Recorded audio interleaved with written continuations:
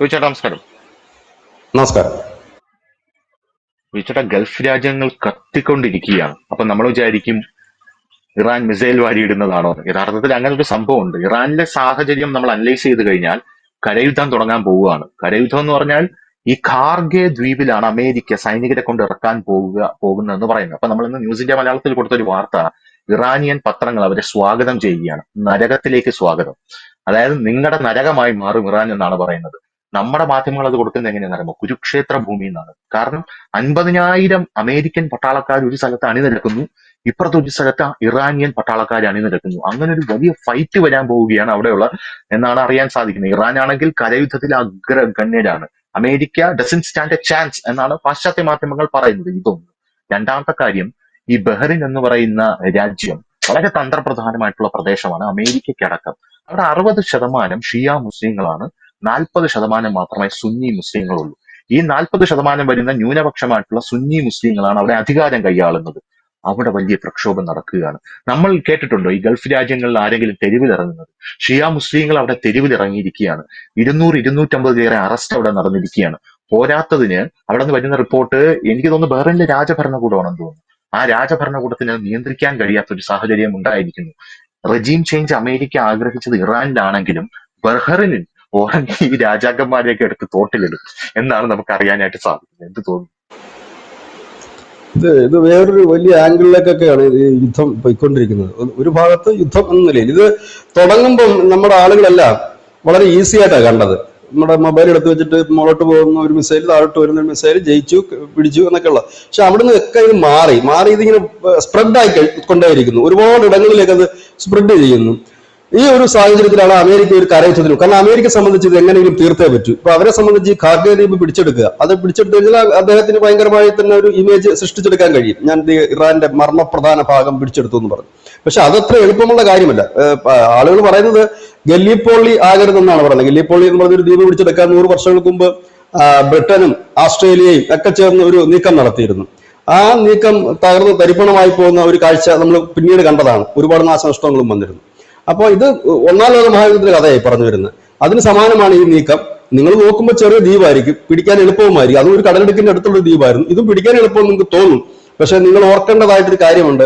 Iran അവിടെ ഒരുക്കിയിരിക്കുന്ന ചതിക്കുഴികൾ നിങ്ങൾക്ക് എന്താണെന്ന് മനസ്സിലാകില്ല. അത് തന്നെയാണ് ഇറാൻ പറയുന്നത്. കരയുദ്ധത്തിന് വരുമ്പോൾ ഒരു പെട്ടിയോട് കൊണ്ടുവരണമെന്നാണ് അവർ പറയുന്നത്. അവിടുത്തെ മാധ്യമങ്ങൾ പറയുന്നത് ഒരു ശവപ്പെട്ടിയോട് നിങ്ങൾ കൊണ്ടുവരും, അതിൽ കയറി നിങ്ങൾക്ക് തിരിച്ചു പോകാം എന്നാണ് പറയുന്നത്. പക്ഷെ ഇപ്പോൾ ഇതിന്റെ മാനങ്ങൾ പതുക്കെ മാറി തുടങ്ങുന്നു. കാരണം ഒരുപക്ഷെ ഇറാഖ് യുദ്ധത്തിലും ഷിയകളുടെ സപ്പോർട്ടൊന്നും വലിയ രീതിയിൽ ലഭിച്ചിരുന്നില്ല. ഇറാനിൽ നിന്നും സദാമിൻ ലഭിച്ചിരുന്നില്ല എന്നുള്ളതാണ്. കാരണം അത് പണ്ട് അവർ അങ്ങോട്ടും ഇങ്ങോട്ടും അടിച്ച് ശത്രുക്കളും ഒക്കെ ആയിരുന്നു. പക്ഷെ ഇപ്പോൾ അങ്ങനെയല്ല. ഷിയകൾക്ക് പിന്തുണ പ്രഖ്യാപിച്ചുകൊണ്ട് വലിയ രീതിയിൽ തന്നെ ഇവിടെയും കഴിഞ്ഞ ദിവസം ബ്രിട്ടനിലും ഒരു വലിയ പ്രകടനം നടന്നു. ഖമേനിയെ അനുകൂലിക്കുന്ന വിഭാഗവും എതിർക്കുന്ന വിഭാഗവും ഒക്കെ. അപ്പൊ ലോകത്തേക്ക് ഈ അശാന്തി പടരുകയാണ്. പ്രത്യേകിച്ച് ഷിയ ഭൂരിപക്ഷമുള്ള രാജ്യങ്ങൾ വലിയ വലിയ പ്രക്ഷോഭങ്ങളിലേക്ക് നീങ്ങുകയാണ് എങ്കിൽ അത് ലോക വാർത്തകളാണ്. ഇവിടെ ശ്രദ്ധിക്കേണ്ട ഒരു കാര്യമുണ്ട് ധനുഷ്. ഇവിടെ ബഹ്റിനിലോ ഇല്ല മറ്റേതെങ്കിലും രാജ്യത്തോ അധികാരം മാറുന്നു എന്നുള്ളതല്ല നമ്മളെ സംബന്ധിക്കുന്ന ഒരു വിഷയം. അവിടെ ഈ സേഫ് സോൺ അല്ല അതൊന്നും എന്നൊരു ധാരണ വന്നു കഴിയുമ്പോൾ സ്വാഭാവികമായി ബിസിനസ്സുകാരെല്ലാം അവിടെ വിടും, കാലിയാക്കും. ഇപ്പൊ തന്നെ അറിയാം, നമുക്ക് UAE-ലും മറ്റുമൊക്കെ നമ്മുടെ നാട്ടിലെ മലയാളികളായിട്ടുള്ള നടന്മാരടക്കം അനവധി പേര് ഫ്ളാറ്റുകൾ വാങ്ങിക്കൂട്ടിയിട്ടുണ്ട്. ഈ ഫ്ളാറ്റുകൾ ഇപ്പോൾ കേൾക്കുന്ന വാർത്ത, എണ്ണം പറഞ്ഞ സ്ഥലത്തൊക്കെ, കണ്ണായ സ്ഥലത്തൊക്കെ ഫ്ളാറ്റ് വാങ്ങിച്ചവരൊക്കെ ഇപ്പൊ ഫ്ളാറ്റ് വിട്ടിട്ട് പൊയ്ക്കളയാണ് അവിടുന്ന്. കാരണം സേഫ് അല്ല, ഏത് നിമിഷവും ഡ്രോൺ വരാം, ഏത് നിമിഷവും മിസൈൽ വരാം എന്ന അവസ്ഥയിലേക്ക് പോകുന്നു. ഈ ഭരണകൂടങ്ങളെ ചേഞ്ച് ചെയ്യാൻ പറ്റുമോ ഇല്ലയോ എന്നുള്ളത് മറ്റൊരു കാര്യം. പക്ഷെ അതിനുവേണ്ടി നടക്കുന്ന പ്രക്ഷോഭങ്ങൾ ആ രാജ്യത്തിന് വലിയ നാണക്കേടുണ്ടാക്കും. ഒരു സേഫ് സോൺ അല്ല എന്ന് തോന്നും. അവിടത്തേക്ക് പണം മുടക്കാൻ വരുന്ന വ്യവസായി പിന്നെ അവിടെ പണം മുടക്കാതെ വരും. അതായത് ഗൾഫ് മേഖലയെ ആകെ ചിന്നിച്ചിതറിക്കുന്ന എല്ലാ അർത്ഥത്തിലും, ആഭ്യന്തരമായിട്ടും പുറമേയും ഒക്കെ ചിന്നിച്ചിതറിക്കാനായിട്ട് ഈ ഇറാൻ അമേരിക്ക വാർ കഴിഞ്ഞിരിക്കുന്നു എന്ന് തന്നെ വേണം നമ്മൾ ഈ അവസരത്തിൽ പറയാൻ. എന്തിനാണ് പറയുന്നത്? നമ്മുടെ നാട്ടില് ഇപ്പൊ ഈ ഒരു ഈദ് പെരുന്നാൾ നടന്നായിരുന്നല്ലോ. ഈദ് പെരുന്നാളിന്റെ സമയത്ത് UP-യില് ഷിയകളും സുന്നികളും അങ്ങോട്ടും ഇങ്ങോട്ടും മാറി നിന്ന് കല്ലെറിയുന്നതും അടിയും പിടിയും ഉണ്ടാക്കുന്നതും വീഡിയോസ് ഇഷ്ടംപോലെ വന്നു. UP-യിലാ പോലീസ് വന്നിട്ട് പറഞ്ഞാൽ ഇറാൻ ഇവിടെങ്ങുമല്ല, ദൂരെ കിടക്കുന്ന സ്ഥലമാണ്, നീ അതിന്റെയൊക്കെ പേര് ഇവിടെ കിടന്ന് എന്തിനാണ് കല്ലെറിയുന്നത്? പോലീസ് അടിച്ചു ഓടിക്കുന്നുണ്ട് ഇവരെ. രണ്ടു കൂട്ടർ ഒരു പള്ളിയുടെ വാതിൽ കിടന്നാണ് അങ്ങോട്ടും ഇങ്ങോട്ടും കല്ലെറിയുക. അത് പിന്നെ ഹിന്ദുക്കളാരും ഇല്ലാത്തതുകൊണ്ട് വർഗീയകളായില്ല. അപ്പം ഇത് എല്ലാ ഭാഗത്തും നിലനിൽക്കുന്നു എന്നുള്ളതാണ് ഒരു യാഥാർത്ഥ്യം. ഇത് ശരിക്കും പറഞ്ഞാൽ ഇത് മിഡിൽ ഈസ്റ്റിനെ മുഴുവൻ നാശത്തിലേക്ക് കൊണ്ടുപോകത്തുള്ളൂ ഈ യുദ്ധം. കാരണം ഇപ്പോൾ തന്നെ ബഹ്റിൻ അവരുടെ 17% ഗ്യാസ് ഉൽപാദനം നിർത്തിവെച്ചിരിക്കുന്നു. ഇനി അതൊക്കെ പുനരുദ്ധരിച്ച് വരുമ്പോൾ, ഇല്ലെങ്കിൽ അതിന് വീണ്ടും ഒരു പ്രവർത്തനമൊക്കെ വരുമ്പോൾ മാസങ്ങൾ എടുക്കും, ചിലപ്പോൾ വർഷങ്ങൾ തന്നെ എടുക്കും, ഈ തകർന്നു പോയ ഓയിൽ പാടങ്ങളും മറ്റുമൊക്കെ ചെയ്യുമ്പോഴത്തേക്ക്. അപ്പൊ ഈ യുദ്ധം തുടരുകയാണെന്നുണ്ടെങ്കിൽ അത് ഉണ്ടാക്കാൻ പോകുന്ന സാമ്പത്തിക പ്രതിസന്ധി വളരെ വലുതായിരിക്കും. എല്ലാവരും ബാധിക്കുന്ന ഒരു സാമ്പത്തിക പ്രതിസന്ധി തന്നെയാണത്. ഒന്ന്, ഈ ഹോർമസ് കടലിടുക്കൽ എന്തെങ്കിലും പറ്റിക്കഴിഞ്ഞാൽ എണ്ണയുടെ വരവ് അതോട് നിൽക്കുന്നു, എണ്ണ ഉത്പാദിപ്പിക്കാൻ കഴിയാത്ത ഒരു സാഹചര്യം വരുന്നു. ഇനി ഇതൊക്കെ കൂടാതെ നമ്മളെ സംബന്ധിച്ച് നമ്മുടെ 1 കോടി പേരാണ് ഈ മിഡിൽ ഈസ്റ്റിലുള്ളത്. ആ 1 കോടി പേരും ഈ രാജ്യത്തേക്ക് തിരിച്ചു വരിക എന്ന് പറയുമ്പോൾ അവരുടെ, പ്രത്യേകിച്ച് കേരളം, ഈ 30 ലക്ഷത്തോളം വരുന്നു എന്നാ പറയുന്നത് മലയാളികൾ. ആ മലയാളികളെല്ലാം ഇങ്ങനെ തിരിച്ചു പോരുന്ന ഒരു സാഹചര്യം വന്ന് കേരളം നിശ്ചലമായി. കാരണം ആ ഒരു പണം കൊണ്ടാണ് ഇവിടെ റോൾ ചെയ്യുന്നത് കേരളത്തില്. അപ്പം ഇങ്ങനെ നിൽക്കുന്ന ഒരു സാഹചര്യമാണ് ഇപ്പോൾ ലോകത്ത് മുഴുവൻ നിൽക്കുന്നത്. സാമ്പത്തികമായിട്ട് പല രാജ്യങ്ങൾക്കും ഇത് ഡാമേജ് ഉണ്ടാക്കുന്നുണ്ട്. ഒപ്പം തന്നെ ഭരണപരമായി തന്നെ ഒരുപാട് ചേഞ്ച്. ഏതായാലും 2026 തുടക്കം മുതലേ തന്നെ നമ്മൾ കാണുന്ന ദുർലക്ഷണങ്ങളാണല്ല. കാരണം യുദ്ധങ്ങൾ എങ്ങനെയൊന്നും അവസാനിക്കുന്നില്ല. അതുപോലെ തന്നെ റഷ്യ ഈ യുദ്ധത്തിൽ നേരിട്ടിറങ്ങുമെന്ന് തന്നെയാണ് ഇപ്പോൾ ഇസ്രായേലും അമേരിക്കയും കരുതുന്നത്. കാരണം നിലവിൽ റഷ്യയെ സംബന്ധിച്ച് ഇറാന്റെ ഒപ്പം നിന്നേ പറ്റൂ. അപ്പൊ എല്ലാവരും ചോദിക്കും മഡൂറോയുടെ കൂടെ എന്ത് നിൽക്കാൻ പറ്റാനും നിൽക്കും. മഡൂറോയും റഷ്യയും തമ്മിൽ സൈനിക സഹകരണ കരാറൊന്നും ഉണ്ടായിരുന്നില്ല. ഇറാനുമായിട്ട് അവർ അത്തരത്തിലൊരു കരാറുണ്ട് എന്ന് മാത്രമല്ല, ഇറാൻ ഇവരെ ആയുധം കൊടുത്തും മറ്റുമൊക്കെ സഹായിക്കുന്ന ഒരു രാജ്യം കൂടിയാണ്. ഓപ്പൺ ആയിട്ടുള്ള അതിർത്തികളുണ്ട് ഇവർക്ക്. അപ്പൊ ഏതായാലും ഇപ്പൊ റഷ്യയുടെ സഹായത്തിലാണ് കൃത്യം ലക്ഷ്യം കണ്ടുകൊണ്ട് എണ്ണം പറഞ്ഞ് തിരിച്ചടി ഇറാൻ നൽകുന്നത് റഷ്യയുടെ സഹായത്തിൽ തന്നെയാണ്. അത് അമേരിക്കയ്ക്കും അറിയാം, ഇസ്രായേലിനും അറിയാം. അതുകൊണ്ട് തന്നെയാണ് അവരൊരു വാണിംഗ് കൊടുക്കുന്നത്. നിങ്ങൾ പിന്നെ ഇതിൽ ഇടപെടരുതെന്ന് പറഞ്ഞ് ഇടയ്ക്കിടയ്ക്ക് ട്രംപ് പുട്ടിന് മെസ്സേജ് ചെയ്യുന്ന അങ്ങനെയാണ്, നിങ്ങൾ പ്രത്യക്ഷമായ പരോക്ഷമായി ഇടപെടരുതെന്ന് പറഞ്ഞു.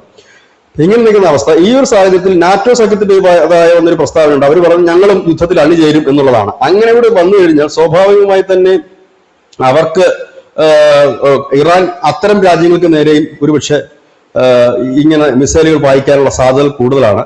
കാരണം ഇതിനകത്ത് ഈ യുദ്ധം നീട്ടിക്കൊണ്ടു പോകേണ്ട ഒരു ആവശ്യകത ഇപ്പോൾ റഷ്യക്കും ചൈനയ്ക്കും ഉണ്ടെന്ന് വേണം നമ്മൾ മനസ്സിലാക്കാൻ. കാരണം ഇത് നീണ്ടുപോയി കഴിഞ്ഞാൽ അവരെ സംബന്ധിച്ച് ഗുണകരമാണ്. ഒന്ന്, അമേരിക്കയുടെ ഗർവടിക്കുക.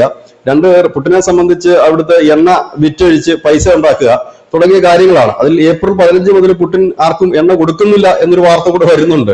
ഇനി മുതൽ ആർക്കും കൊടുക്കുന്നില്ല എന്നുള്ളത് എന്താണ് അതിന്റെ റീസൺ എന്നറിയത്തില്ല. അങ്ങനെയുണ്ട്. അങ്ങനെ ഓരോ നിയമങ്ങളും കാര്യങ്ങളും ഒക്കെയാണ്. ഇതിനിടയിൽ ഇന്നലെ സൗദിയുടെ ഭരണാധികാരി പ്രധാനമന്ത്രി നരേന്ദ്രമോദിയുമായി ഫോണിൽ സംസാരിച്ചു. ഒരുപക്ഷെ പുറത്തു പറയുന്ന കാര്യങ്ങൾ ആയിരിക്കത്തില്ല ഡിസ്കസ് ചെയ്തിരിക്കുന്നത്. ഒരുപക്ഷെ ഈ യുദ്ധം തീർക്കാനുള്ള എന്തെങ്കിലും തരത്തിലുള്ള സൊല്യൂഷൻ മുന്നിട്ടിറങ്ങാനായിരിക്കാം നരേന്ദ്രമോദിയെ അവര് വിളിച്ചിട്ടുണ്ടാവുക. കാരണം നിലവിൽ ഈ ഇറാന്റെ ഭരണകൂടവുമായിട്ട് അത്യാവശ്യം നല്ല ബന്ധമുണ്ട് എന്ന് മാത്രമല്ല, ഈ മറുപക്ഷത്ത് നിൽക്കുന്നവരുമായിട്ടും നെതന്യാഹുവായിട്ടായാലും ഒക്കെ അത്യാവശ്യം നല്ല ബന്ധങ്ങളുണ്ട്. ആ ബന്ധങ്ങൾ ഉപയോഗപ്പെടുത്തിക്കൊണ്ട് അതുകൊണ്ട് ഇന്നലെയൊക്കെ പ്രധാനമന്ത്രി നരേന്ദ്രമോദി പറഞ്ഞത് ഹോർമിസ് തുറന്നു തന്നെ ഇടണം, അത് നമ്മൾ ആരുടെയും ഗതാഗതം മുടക്കരുത്, അതിനാണ് ഞങ്ങൾ പ്രാധാന്യം കൊടുക്കുന്നത്. അദ്ദേഹം ഇന്നലെ 2 3 തവണ അദ്ദേഹം പല പരിപാടിയിൽ ഇത് തന്നെ ആവർത്തിക്കുന്നത് കണ്ടു. അപ്പൊ എനിക്ക് തോന്നുന്നു പക്ഷെ ഒരു കോംപ്രമൈസ് അതിന്റെ ഭാഗത്ത് ഉണ്ടാകുമോ എന്നറിയില്ല. പക്ഷെ ട്രംപ് ആയതുകൊണ്ടൊന്നും പറയാനും കഴിയില്ല. പുള്ളി ഇപ്പോൾ സൈനികരെ 2005 US മറൈനുകൾ അങ്ങോട്ട് ഇറക്കിയിട്ടുണ്ട്. അതൊക്കെ വരുമ്പോൾ എന്തായിത്തീരും എന്നുള്ളത് കാത്തിരുന്ന് കാണേണ്ടി വരും. നമ്മൾ വിചാരിച്ചിരുന്നത് യുദ്ധം തീരാൻ പോവുകയാണ്, പക്ഷെ യുദ്ധം തീരുകയല്ല, കത്തിപ്പടരുകയാണ്. പിന്നെ നമുക്കിപ്പോ ആ യുദ്ധത്തിനോടുള്ള ഇൻട്രസ്റ്റ് കുറഞ്ഞു തുടങ്ങി ഒരുപാട് പേർക്കും. കാരണം ഇപ്പൊ ഇലക്ഷൻ വന്നു, എല്ലാവരും ഇലക്ഷന്റെ പുറകിൽ പോകുന്നു. അങ്ങനെ പോകുന്നത് കൊണ്ടാണ് യുദ്ധത്തിന്റെ ട്രെൻഡ് കുറഞ്ഞത്. അങ്ങനെയാണ് തുടക്കത്തിലുള്ള ആ ഒരു ആവേശമൊന്നും പിന്നീട് കാണത്തില്ല. ഇതിപ്പോ ലോകത്ത് പല ഭാഗത്തും ഇതിപ്പോ ഈ കലാപം തുടങ്ങി, ഇപ്പൊ ധനുഷ് പറഞ്ഞ കലാപം തുടങ്ങി ആ കലാപം വലിയ സംഘർഷത്തിലേക്കും മറ്റും നീങ്ങിക്കഴിഞ്ഞാലുള്ള അവസ്ഥ ആലോചിച്ച്, അവിടുത്തെ ഉള്ള ഈ പ്രവാസികളായിട്ടുള്ള ഇന്ത്യക്കാരുടെ അവസ്ഥ, ഇല്ലെങ്കിൽ ആ രാജ്യത്തിന്റെ അവസ്ഥ, അത് മറ്റു സ്ഥലങ്ങളിലേക്ക് കത്തിപ്പടരും. ഒരിടത്തത് കത്തി ജ്വലിച്ചു കഴിഞ്ഞാൽ അങ്ങനെയാണല്ലോ എപ്പോഴും ഈ കലാപത്തിന്റെ ഒരു രീതി. ജൻസി കലാപമൊക്കെ നമ്മൾ അങ്ങനെയാണല്ലോ, ഒരു സ്ഥലത്ത് തുടങ്ങും മറ്റു സ്ഥലത്തേക്ക് അത് കത്തിപ്പടരും. അപ്പോ അങ്ങനെ ഒരുപക്ഷെ ഗൾഫ് രാഷ്ട്രങ്ങളൊന്നും ഇത്തരത്തിലുള്ള ഒരു പ്രക്ഷോഭങ്ങളെ നേരിട്ടിട്ടില്ല. ഇല്ലെങ്കിൽ അങ്ങനത്തെ ഒരു എക്സ്പീരിയൻസ് അവിടുത്തെ പോലീസിനുണ്ടോ എന്നുള്ള കാര്യം സംശയാസ്പദമാണ്. നമ്മൾ മുമ്പ് UK കണ്ട കഴിഞ്ഞ വർഷം യുകെയില് ഈ സ്വദേശി സംഘടനകളും സുഡാപ്പികളും തമ്മിൽ വലിയ സംഘർഷം നടന്നു. ഇത് എന്ത് ചെയ്യണമെന്ന് അറിയാതെ പോലീസ് ഒരാഴ്ച മാറി നിൽക്കേണ്ടി വന്നു.